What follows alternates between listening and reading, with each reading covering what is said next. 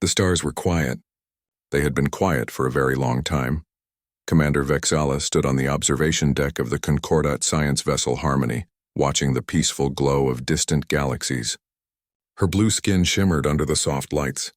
She was Tyrellian, one of 47 species that called the Galactic Concordat home. It was a good life. A peaceful life. "Commander, we have the readings you requested," said her assistant, a small floating creature named Pip. His 6 eyes blinked in sequence as he transferred the data to her display. Vexala studied the numbers. 300 years. That was how long the humans had been gone. Their colonies were empty. Their massive ships floated dead in space. Their homeworld, Earth, was silent except for automated systems that still watered gardens no one would ever see. "What do you think happened to them?" Pip asked. He was young, barely 50 years old. He had never seen a human. "No one knows," Vexala said softly. "They just left. All of them, all at once. Some say they died. Others believe they became beings of pure energy and left this universe behind." "And what do you believe?" Vexala touched the cold glass of the viewport. "I believe they were strange. Wonderful, but strange. They were always building weapons, always preparing for war. Even when we had peace for centuries, they kept building. It was like they were afraid of something that wasn't there. The Concordat had prospered without them. 47 species living together, trading, sharing knowledge. There had been no wars in 300 years. No conflicts that couldn't be solved with words. The galaxy had become a garden, and everyone was happy. Almost everyone. On the far edge of the galaxy, in a research station floating near a dying star, a scientist named Crystallis was not happy at all. Crystallis was Zirathi, made of living crystal that pulsed with inner light. Right now that light was flashing red with alarm. "This cannot be right," Crystallis said to herself. Her sensors had detected something at the very edge of known space. Something big. Very big. She ran the scan again. The results were the same. Thousands of objects moving together like a school of fish. But these were not fish. They were ships. Millions of them, all heading toward Concordat space. Crystallis sent an urgent message to the Concordat Council on Sanctuary Prime, the beautiful capital world where representatives of all species met. She marked it as highest priority. 3 days later, she received a response. It was not the response she wanted. "Your concerns have been noted," the message said. "However, the Council believes this is likely a natural phenomenon or perhaps a merchant fleet. We will send a diplomatic vessel to make contact. There is no cause for alarm. Peace has served us well for 3 centuries. It will serve us now." Crystallis dimmed with frustration. She looked at her sensors again. The objects were getting closer. They would reach the outer colonies in 2 months. She sent another message. And another, each one more urgent than the last. On Sanctuary Prime, Council member Thrace was reading Crystallis's messages with growing annoyance. Thrace was Kelvorian, a large being covered in soft purple fur. He had been on the Council for 70 years and had never seen a war. "This scientist is paranoid," he said to his colleagues. "She sees threats where there are none. This is probably just a trading fleet from beyond our borders, or perhaps refugees seeking our help. Should we not be cautious?" asked Council member Sorn, a cautious insectoid being. "Cautious, yes. Paranoid, no," Thrace replied. "We will send the diplomatic ship as planned. It will make contact, extend our greetings, and invite them to join the Concordat. This is how we have always done things. This is how we will continue to do things." The diplomatic ship named Bridge of Hope departed 2 weeks later. It was beautiful, decorated with symbols of peace from all 47 species. Its crew was made up of the best diplomats, linguists, and cultural experts the Concordat had. The ship carried no weapons. It did not need them. The Concordat had not needed weapons in a very long time. Bridge of Hope reached the edge of Concordat space and sent out greetings in 4,000 languages. It broadcast messages of peace and friendship. It offered food, supplies, and knowledge to the approaching fleet. For 3 days there was no response. On the 4th day, the Bridge of Hope vanished from all sensors. One moment it was there, sending friendly messages. The next moment there was nothing. Not even debris. Crystallis saw it happen. She sent another message to the Council, her crystal body flashing bright red with terror. "They are not merchants. They are not refugees. They are coming. They are coming to destroy us. Please, you must listen. Please, you must prepare." This time the Council did listen. But by then it was almost too late. The outer colonies began to go dark. First one, then three, then a dozen. Distress calls flooded in, each one more desperate than the last. Each one ending in static. The peaceful galaxy was about to learn what the humans had known all along. Peace is precious, peace is fragile, and peace must be defended by those willing to face the darkness. But the humans were gone, and 47 species who had forgotten how to fight were about to face an enemy that knew nothing else. They came like a storm of metal and death. The species of the Concordat had many names for them. The Tyrellians called them the Endless, the Zerathi called them the Dark Swarm, but most simply called them the Devourers, because that was what they did. They devoured everything. General Cross stood in the command center of Fortress Station 12 watching his world die. He was Garukan, a warrior species with 4 arms and thick armor-plated skin. His people had not fought a real war in 200 years, but they still remembered how. Or at least they thought they did. All ships hold formation. Cross roared into the communicator.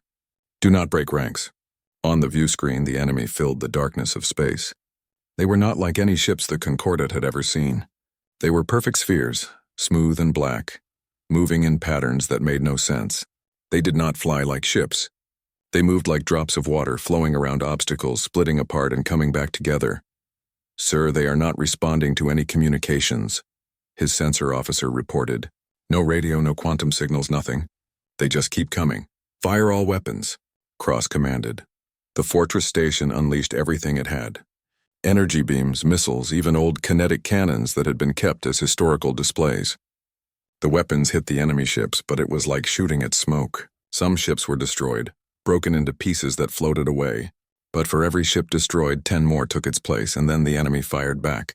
Their weapons were strange. They did not shoot beams or missiles. Instead, they released clouds of tiny machines so small they could barely be seen. These machines ate through the fortress station's shields like acid through paper. They ate through the hull. They ate through the computers, the life support, the weapon systems. They ate through people. General Cross watched in horror as his crew began to scream. The tiny machines covered them, eating them alive, turning them into dust in seconds. He tried to run, but the machines were everywhere. His last thought was of his family, safe on his home world. He hoped they would survive. They would not. Across the Concordat, the same scene played out again and again. The Devourers attacked 12 systems at once. They did not speak. They did not negotiate. They simply consumed. The Concordat Council met in emergency session. For the first time in 300 years, they discussed war. We must evacuate the outer systems, said Council Member Sorn, his insectoid body trembling. Get everyone away from the border. And go where? Demanded Thrace. His purple fur had turned gray with stress. They are moving too fast. Every day they take another system. At this rate, they will reach Sanctuary Prime in 6 months. We need to fight back, said Council Member Yasmin. She was human-like, from a species that had evolved on a world similar to Earth. We need to build weapons, train soldiers, prepare defenses. With what? Thrace asked bitterly. We have cargo ships and science vessels. We have police forces and security teams. We do not have armies. We do not have warships. We spent 300 years building a peaceful society. Crystallis was finally invited to speak before the council. Her crystal body glowed dim blue with sadness. I tried to warn you, she said quietly. But I do not blame you. None of us were ready for this. The humans were ready, someone said. It was Council Member Drake, an old reptilian being who had actually met humans before they vanished. The humans were always ready. They built weapons no one asked for. They trained soldiers for wars that never came. We thought they were crazy. Maybe they were, Yasmin said. Or maybe they knew something we did not. It does not matter now, Thrace said. They are gone. We are alone. The Concordat did its best. They evacuated billions of people from the outer worlds. They converted cargo ships into makeshift warships. They sent out calls for volunteers to fight. Millions answered from every species. They were brave. They were determined. But they were not ready. The Battle of Kalthros Gate was supposed to be the turning point. The Concordat assembled 200,000 ships, the largest fleet in their history. They positioned themselves at a narrow passage between stars, a bottleneck where the enemy would have to come through. It was a good plan, a smart plan. It lasted 4 hours. The Devourers came through the gate like a wave. The Concordat ships fought well. They destroyed thousands of enemy ships. But the Devourers did not care about losses. They just kept coming, wave after wave, until the Concordat fleet was overwhelmed. Of 200,000 ships, fewer than 10,000 escaped. 6 million crew members died in 4 hours. The survivors limped back to Sanctuary Prime with news that broke the spirit of the Concordat. The enemy was 3 weeks away from the capital. There was nothing left to stop them. Panic spread across Concordat space. Some species tried to flee beyond the galaxy's edge. Others hid in asteroid fields or deep space stations. Many simply waited, hoping for a miracle. Sanctuary Prime began its evacuation. 12 million people needed to leave. They had 72 hours. It was not enough time. In her laboratory, Crystalis worked frantically. She had been studying old human records, trying to understand why they had left. She had found something important, but she could not quite figure it out. It was a network of quantum beacons hidden in old human space. They were dormant, waiting for something, and buried in a 300-year-old human archive she found a message. "When the darkness comes, light our way home." Crystalis stared at the message. Her crystal body began to pulse with hope for the first time in months. She knew what she had to do. The Council would try to stop her. They would call it a waste of time, a foolish hope. She did not care. She activated the beacons, and she sent the signal into the void. The quantum beacons lit up across the darkness of space like stars being born. Crystalis watched her computer screen as each beacon came online. There were hundreds of them, scattered across what used to be human territory. They had been hidden well, disguised as old satellites and debris. For 300 years they had waited in silence. Now they sang. "What have you done?" Council member Thrace burst into her laboratory, his purple fur standing on end with anger. "You activated an alien system without permission. Those beacons could be weapons. They could draw the Devourers right to us. Or they could save us," Crystalis replied calmly. Her crystal body glowed with steady blue light. The humans left them for a reason. The message was clear. "When the darkness comes, light our way home." "The humans are dead," Thrace shouted. "They have been gone for 300 years. "This is madness." Before Crystalis could answer, every computer in the room went dark. Then they came back on, all showing the same thing. A single word in perfect Concordat standard language, confirmed. Thrace stumbled backward. What was that?" "That," Crystalis said, her voice trembling with emotion, "was an answer." The Council met again, this time to argue about what Crystalis had done. Some wanted to arrest her. Others wanted to give her a medal. But mostly they wanted to know what would happen next. Nothing happened. Not for 72 hours. During those 3 days, the Devourers kept coming. They were now 2 weeks from Sanctuary Prime. The evacuation was going poorly. There were not enough ships. Too many people, not enough time. Fights broke out at the spaceports as people tried to force their way onto vessels.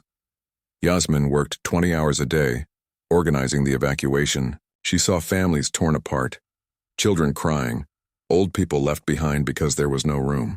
Every night she cried herself to sleep. Every morning she got up and kept working. "We will get as many out as we can," she told her team. "Every life we save matters." On the 3rd day after Crystalis sent the signal, something changed. It started with the sensors. Every sensor in Concordat space began screaming warnings at once. Space itself was tearing open, not in one place but in thousands of places all around Sanctuary Prime. "What is happening?" Thrace demanded from the Council chamber. "Are those more Devourers?" The sensor officer, a young Torellian, stared at her screen in disbelief. "No, sir. Those are wormholes. Artificial wormholes. Thousands of them. Something is coming through." On every view screen across Sanctuary Prime, people stopped what they were doing to watch. The wormholes opened like flowers made of light and twisted space. And through them came ships, human ships. But these were not the exploration vessels the Concordat remembered. These were not the science ships that had visited their worlds 300 years ago. These were warships built for one purpose only: to kill. They were massive angular things covered in armor plating and weapon ports. They had names painted on their hulls in human letters: Vengeance, Eternal Vigil, Last Stand, Iron Promise. Each name told a story of battle and sacrifice, and they kept coming. Hundreds became thousands. Thousands became millions. The largest fleet the galaxy had ever seen emerged from the wormholes and took up defensive positions around Sanctuary Prime. In the council chamber, everyone stood frozen. Drake, the old reptilian who remembered humans, began to laugh. Then he began to cry. "They came back," he whispered. "After all this time, they came back." A communication channel opened. On every screen, a human face appeared. She was older, with short gray hair and scars on her face. Her eyes were hard but not cruel. She wore a military uniform with 5 stars on the shoulder. "This is Admiral Sarah Chen of the Human Expeditionary Fleet," she said. Her voice was calm, almost gentle. "We received your signal. We are here to help." Thrace found his voice first. "Where have you been?" "We thought you were dead." "We thought you abandoned us." Admiral Chen's expression did not change. "We have been standing watch. 300 years ago, our long-range sensors detected the Devourers at the galaxy's edge. We knew they were coming. We knew no one would believe us. So we made a choice." She paused, and for a moment something like pain crossed her face. "We left every human, every ship, every resource we had. We went to meet the Devourers in the darkness between galaxies. We have been fighting them for 300 years. Keeping them away from you, giving you time to live in peace." The council chamber was silent. Chrysalis felt her crystal body grow warm with shame. All the times they had called humans paranoid. All the times they had laughed at human weapons and human soldiers. The humans had been right all along. "How many?" Yasmin asked quietly. "How many did you lose?" Admiral Chen closed her eyes. 3 trillion people. 2/3 of our species. We lost colony worlds you never knew existed. We lost fleets so large they could have protected this entire galaxy. We lost children who never saw a peaceful day in their entire lives." "Why?" Thrace asked. "Why would you do this for us?"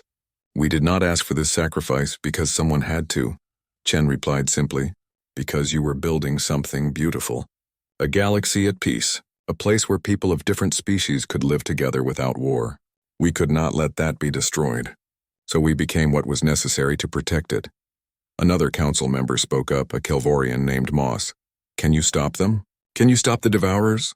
Admiral Chen's expression hardened. "We have been stopping them for 300 years. Now we are going to finish what we started. But we need your help. We need you to complete the evacuation. Get every civilian away from Sanctuary Prime. What is coming next will not be pretty." "What do you mean?" Soren asked nervously. "I mean, we are going to make our stand here. The Devourers wanted to destroy the heart of your civilization. We are going to show them what happens when they threaten our friends." Chen leaned forward, her eyes burning with determination. "Ready all civilian ships for immediate departure. In 6 hours, this system is going to become a battlefield. And after 300 years of running, after 300 years of fighting in the dark, humanity is done being patient." The screen went dark. The council members looked at each other, not knowing what to say. Chrysalis spoke first. "We should do what she says. I think the humans know what they are doing." For once, no one argued. The evacuation took 5 hours and 42 minutes. Every civilian ship in the Sanctuary Prime system was loaded beyond capacity and sent through emergency warp gates. 12 million souls escaped to safety in the inner worlds. Among them was most of the council, though Yasmin and Drake refused to leave. "We will watch," Drake said firmly. "Someone must witness what happens here. Someone must remember." Admiral Chen did not argue. She had seen too much death to waste time arguing with brave fools. Besides, she understood. Sometimes you needed to see the monster to believe it was real. The Devourers arrived exactly when human calculations predicted they would. They came in a wave of black spheres that blotted out the stars. 10 million ships, all moving in perfect synchronization. They had consumed 50 concordant worlds to reach this place. They expected to consume 50 more. They did not know they were flying into a trap. "All ships, battle formation Delta," Admiral Chen ordered calmly. "Execute lighthouse protocol on my mark." The human fleet moved like a machine.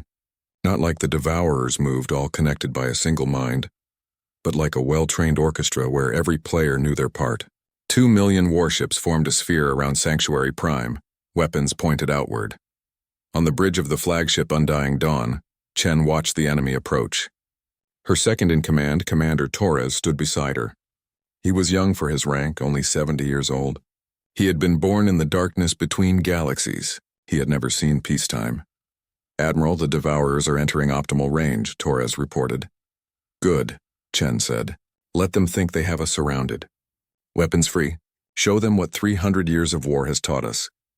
The human fleet opened fire. The concordate species watching from safe observation posts had never seen weapons like these. Human ships did not fire clean energy beams or elegant missiles. They fired hate made manifest. Kinetic slugs moving at relativistic speeds, each one carrying the force of a nuclear bomb. Antimatter torpedoes that turned entire sections of space into brief burning suns. Railguns that could punch through a moon.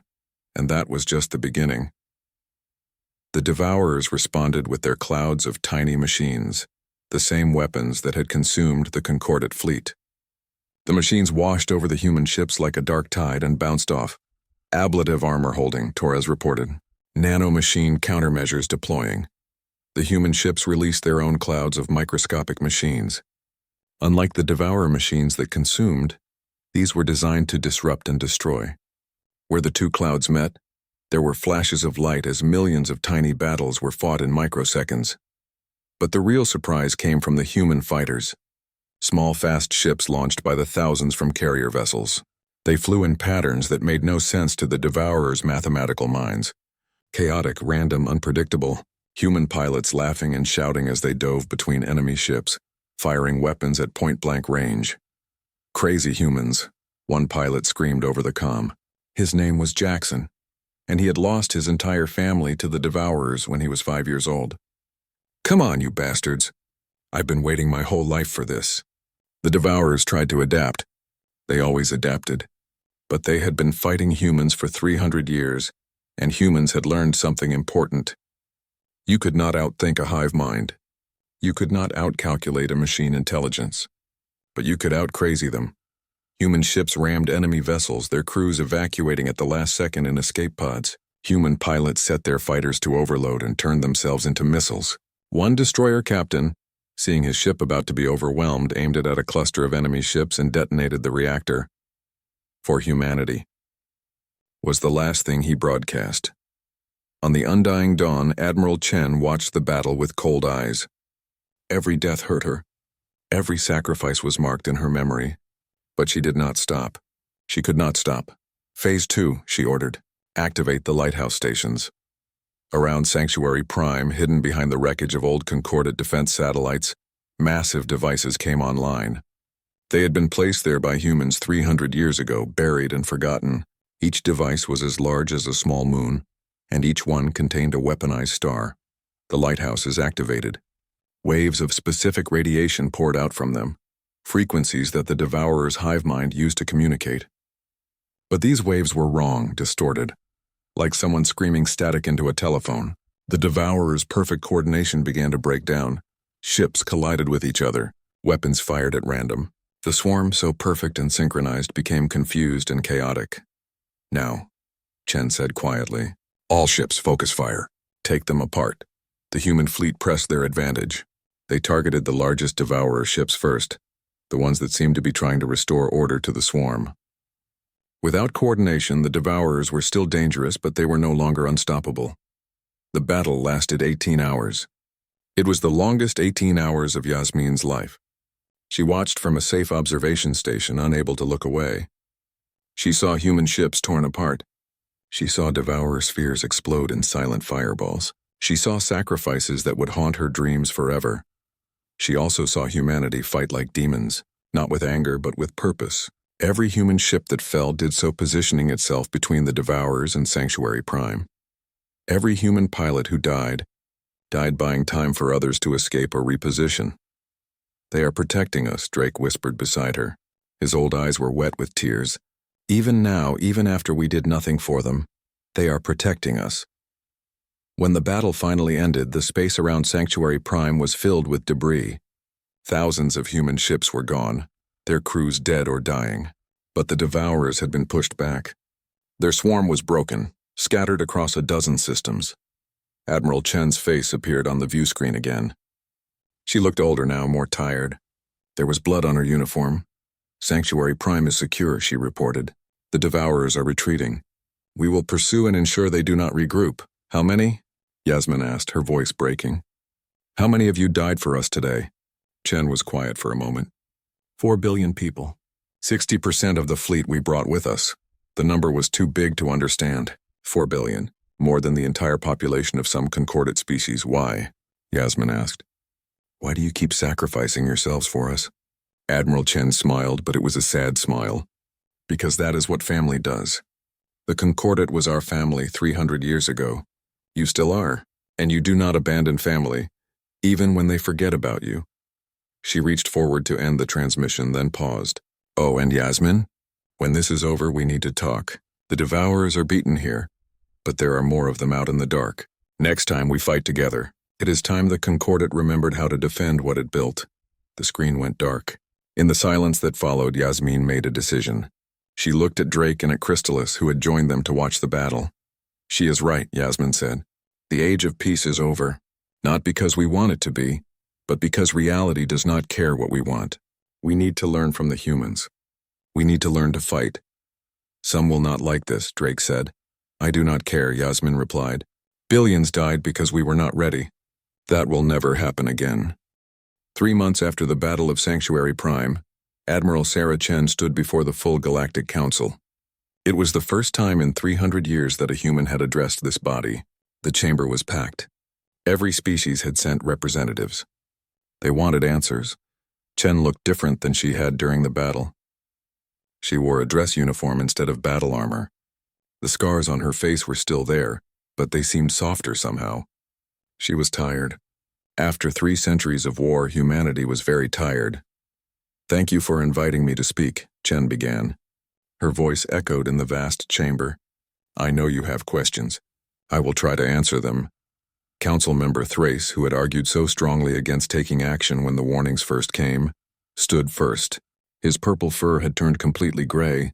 Admiral Chen, we owe you an apology. We owe all of humanity an apology. If we had listened to your warnings 300 years ago, you would not have believed us, Chen interrupted gently. No one could have believed us. The Devourers were beyond anything the galaxy had ever faced. We barely believed it ourselves at first. She activated a holographic display. Images appeared floating above the council floor. They showed the history humans had lived through, the history the concordate never knew. 300 years ago, our scientists detected an anomaly at the galaxy's edge. A silence where there should have been stars. We sent probes. They never came back. We sent ships. Only one returned, badly damaged. Its crew was dead, but its computers held the truth. The hologram showed the Devourers as humanity first encountered them. A wave of destruction consuming everything in its path. They were heading toward the galaxy, not just toward human space, toward all of it. We calculated how long we had. 50 years, maybe less. So we made a choice. We could stay and try to convince the concordate to prepare, spend decades arguing, debating, building consensus. By the time anyone believed us, it would be too late. Or you could go alone, Crystalis said softly. Her crystal body glowed with understanding. Yes, Chen confirmed. We evacuated every human colony. 20 trillion people moved beyond the galaxy's edge. We built shipyards in the void between galaxies. We built weapons. We built an entire civilization designed for one purpose, to stop the Devourers before they reached you. The hologram changed, showing battles in the darkness. Massive fleet engagements, worlds burning, human ships making desperate last stands. For 300 years, we fought them in the dark. We learned their patterns. We learned how to kill them. But mostly we learned how to die slowly enough that our deaths bought time. Time for you to live in peace. Time for concordate children to grow up without knowing war. 3 trillion people, Yasmin said, her voice barely a whisper. You lost 3 trillion people. Yes, Chen said simply. 2/3 of our species. Entire colony worlds were consumed. Fleets were destroyed. We lost battles, systems, sometimes entire sectors. But we never stopped fighting. We never stopped standing watch. Council member Drake, tears streaming down his scaled face, asked the question everyone was thinking. Why? Why did you do this for us? We did not ask for this sacrifice. Chen looked at him for a long moment. Do you remember the Kelthera plague? 200 years before we left? Several council members nodded. It had been a terrible time. A disease that spread across multiple species, killing billions. Human doctors helped stop it, Chen continued. Human scientists shared their medical technology freely. We did not ask for payment. We did not demand concessions. We helped because it was the right thing to do. She gestured to the council chamber. This place, this concordat, it proved something important. It proved that different species could work together, could trust each other, could build something better than war and conquest. For 10,000 years, the galaxy had known nothing but conflict. Then you created peace. Chen's voice grew stronger. Humanity looked at what you built and said, "This is worth protecting. This is worth dying for. Not because you were perfect. Not because you always made the right choices, but because you represented hope. The hope that intelligence could triumph over violence, that cooperation could win against destruction." She paused, and when she spoke again, her voice was heavy with emotion. "So when the Devourers came, we did not hesitate. We went into the darkness so you could stay in the light. We became monsters so you could remain civilized. We sacrificed our peace so yours could continue." The council chamber was silent. Some representatives were crying. Others sat in stunned disbelief. All of them felt the weight of what humanity had done. Thrace stood again. "What happens now? The Devourers are scattered, but you said there are more of them. The threat is not over." "No," Chen agreed. "It is not. We broke their central intelligence here. But the Devourers exist in multiple galaxies. They will regroup eventually. They will try again, maybe in decades, maybe in centuries. But now we know how to fight them. And now you know they exist." She looked around the chamber, meeting the eyes of as many representatives as she could. "I am not here to demand gratitude. I am not here to claim authority over the concordat. I am here to offer partnership. Humanity will continue to stand watch against the Devourers, but we would like to do it together with you, not alone in the darkness." Yasmin stood up. "You want us to militarize, to build weapons, to train soldiers. I want you to be prepared," Chen corrected. "Keep your peace. Keep your civilization. Keep everything that makes the concordat beautiful. But also keep walls, and people willing to stand on those walls. You can have both. We did once. We will again." The vote was unanimous. The concordat would rebuild its military not for conquest but for defense. Human advisors would help train new soldiers. Human engineers would help design new ships. But it would be a concordat military, representing all species, protecting all worlds. The ceremony that followed was both celebration and memorial. For every human who died in 3 centuries of war, a star was marked on a monument. It took weeks to list all 3 trillion names. Representatives from every species came to pay their respects. Crystallis stood before the monument, her crystal body glowing soft blue. She had activated the beacons that brought humanity home. Sometimes she wondered if she had done the right thing. If she had stayed quiet, 4 billion more humans would still be alive. "You're wondering if you made a mistake," Admiral Chen said, appearing beside her. 4 billion of your people died because I called you," Crystallis said quietly. 4 billion of my people died protecting something they believed in, Chen replied. "And 12 million concordat citizens lived because you called us. Every one of my people who fought at Sanctuary Prime knew what they were doing. They chose to be there. Honor their choice." Crystallis turned to face the Admiral. "What will you do now? Will humans rejoin the concordat fully?" Chen smiled. It was the first real smile Crystallis had ever seen from her. "Yes, we will come home. We will rebuild our worlds. We will have children who will never need to fire a weapon. But we will also remember, and we will make sure you remember too." "Remember what?" "That peace is not weakness. That civilization is not fragility. That hoping for the best is only foolish if you do not also prepare for the worst." Chen looked up at the stars. "The galaxy is vast and strange. There will always be threats. But there will also always be people willing to face those threats. Human, Turellian, Zerathi, Garukan, all of us together." In the years that followed, the concordat changed. New defense academies were built, teaching the lessons humanity had learned in blood. New ships were constructed designed for protection rather than conquest. Young people of all species volunteered to serve in the joint military, wearing uniforms that bore symbols from all 47 species. But the concordat did not become militaristic.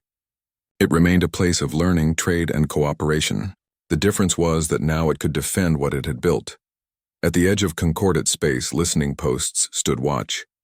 Some were crewed by humans, others by concordat species. They watched the darkness together, ready to sound the alarm if danger came again. And in that darkness, if you listened carefully, you could hear a message being broadcast on old human frequencies. It was a message that would repeat forever, a promise carved into the fabric of space itself. We stand watch, we hold the line, and we will never abandon you again. This is humanity's oath. This is humanity's gift. Peace through vigilance, hope through sacrifice, and always, always we remember the cost. Admiral Sarah Chen retired 5 years after the Battle of Sanctuary Prime. She settled on a small planet in concordate space, a place of gardens and quiet. She lived to be 143 years old. She died peacefully, surrounded by friends from a dozen different species. At her funeral, representatives from all 47 species came to pay respects. They told stories of her bravery, her sacrifice, her dedication. But the story she would have liked best was the simple one told by a young child, half human and half Tyrellian, born in the new age of cooperation. My teacher says Admiral Chen saved the galaxy. But my mom says she did something better. She showed us that we are stronger together than apart. She showed us that peace is worth fighting for. And she showed us that heroes come in all forms, from all places, united by the simple belief that tomorrow can be better than today. The child placed a flower on Chen's grave, next to 3 trillion other flowers, one for each human lost in the long darkness. The galaxy remembered, and it endured.